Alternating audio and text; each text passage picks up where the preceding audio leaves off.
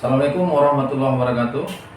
Kali ini saya akan mempresentasikan tentang Engine Management System EMS yang berbasis pada Toyota Avanza K3PE, di mana pada sistem ini terdiri dari beberapa komponen, yaitu sensor-sensor dan aktuator. Kita lihat seperti pada trainer ini. Yang ini kita lihat ini ada WTS sensor, water temperature sensor, kemudian DAT sensor, intake air temperature sensor, pressure intake manifold sensor, kemudian throttle position sensor, kemudian knocking sensor, oxygen sensor, kemudian CKP sensor dan CMP sensor. Nanti rotor akan berputar, kita lihat nanti pada operasionalnya.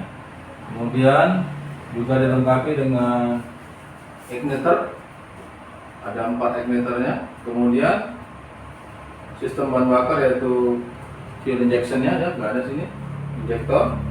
Kemudian relay yang terdiri dari main fuse relay, kemudian fuel pump relay dan fan relay dan fuse.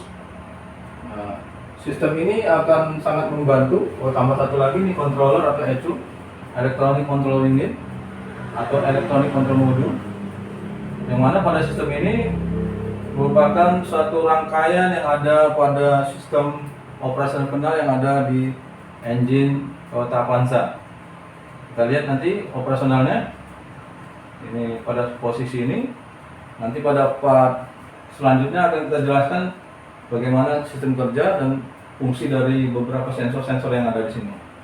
Untuk kali ini kita hanya menjelaskan komponen-komponennya dulu dan operasionalnya. Kita tes pada saat seperti ini.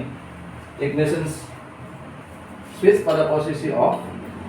Kemudian kita lihat pada saat bagaimana nanti ketika ignition switch pada posisi on. Kita lihat ini. Nah, semua sistem kontrol sudah bekerja. Kita lihat nih ada pilot lamp yang menjelaskan bahwa sensor ini sedang terkoneksi dengan ECU. Kemudian kita lihat pada saat pertama tadi, kita lihat tadi pada saat ignition off, tekanan bahan bakar atau fuel pressure-nya nampak seperti ini. Nanti ketika dia on, nah akan naik, kemudian beberapa saat nanti akan turun, akan mati lagi seperti pada prinsip kerja dari fuel pump yang ada di Toyota Avanza. Ketika ignition switch kita on-kan, maka dalam beberapa detik fuel pump akan menyala berdasarkan kerja dari fuel pump relay. Kemudian nanti dia akan berhenti dalam posisi standby seperti tadi. Nah, kita sekarang simulasikan bagaimana unitnya sedang bekerja. Kita lihat ini, kita aktifkan.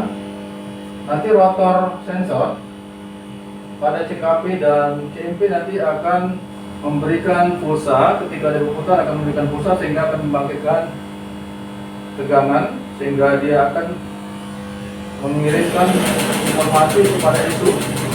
Kita lihat ketika rotor sensornya berputar bekerja, maka kita lihat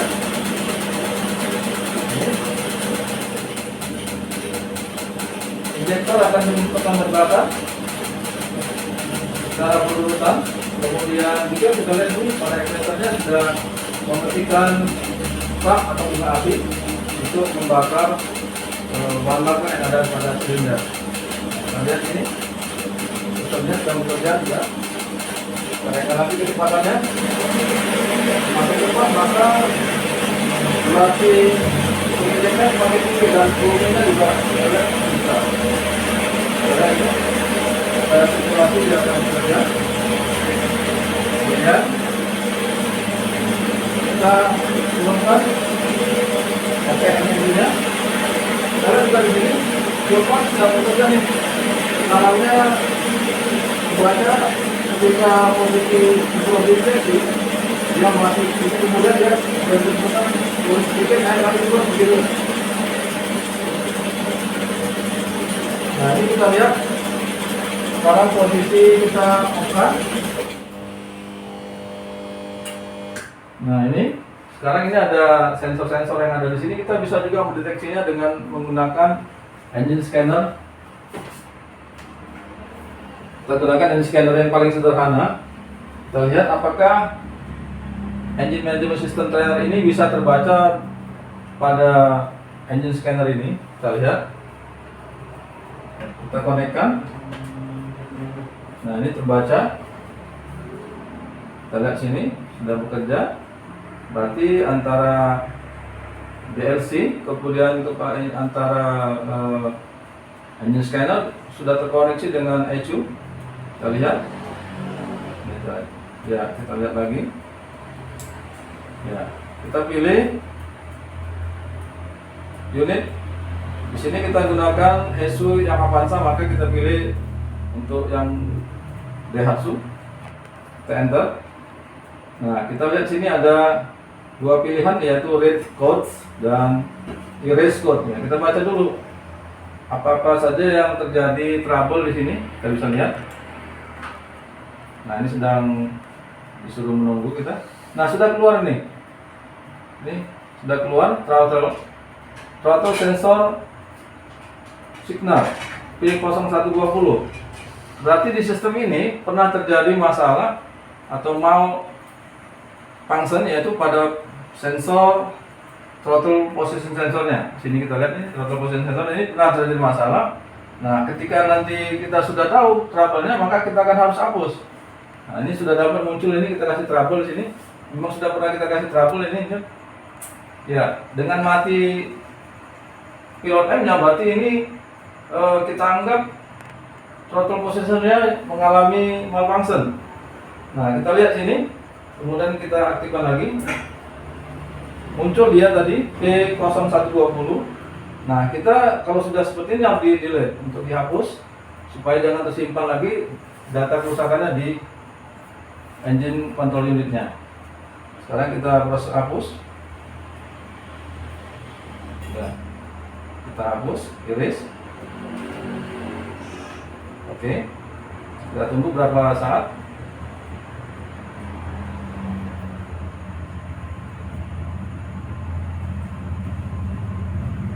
Nah, telah terjadi trouble-nya sudah kita hapus sehingga sudah tidak ada lagi trouble. Jadi semua sistem yang ada pada engine management system ini ketika mengalami trouble, kita bisa membacanya dengan menggunakan engine scan yang terkoneksi tadi. Kita lihat di sini.